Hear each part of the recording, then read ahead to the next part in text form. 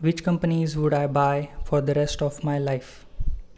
IRCTC, DMart, CDSL, IEX, Bombay Stock Exchange, etc. are some of the companies that I prefer.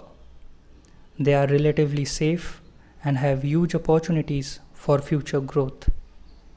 But none among this list is a company which I would buy and hold for the rest of my life. I like these companies now, but who can tell about the coming years?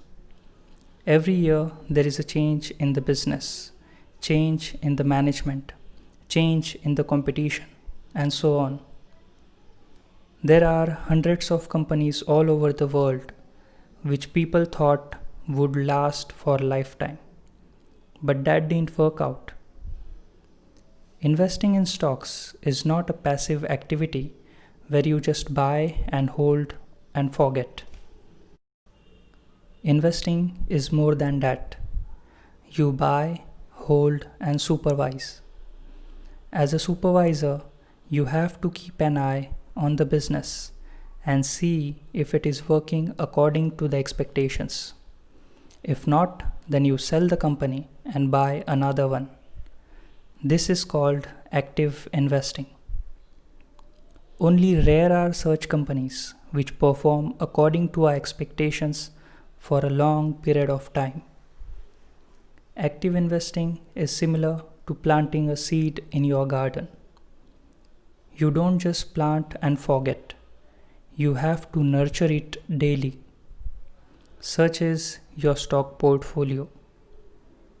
But if you don't want to take that trouble, then just invest in an index fund via SIP.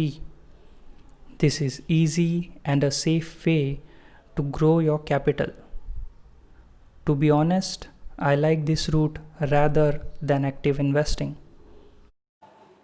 There is a huge amount of research done in the West on active investing versus passive investing. The conclusion has always been that passive investing always wins in the long run. Even the great investor Warren Buffett has failed to beat the market in the past 5, 10, and 15 years. It is fact and known to all. As far as my investments are concerned, I too keep them in the index fund. As an individual, my goal is not to beat the market. My expectations from life are different, and so are my decisions.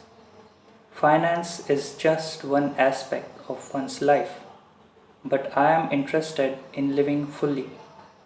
Money, fame, these subscribers are not my goals. If they were, then I wouldn't be saying all this. My whole aim of starting this channel is to express myself. What you think of me doesn't matter. Everyone in this world has his own opinion and it should be respected. Do not live by the formulas or suggestions given by others.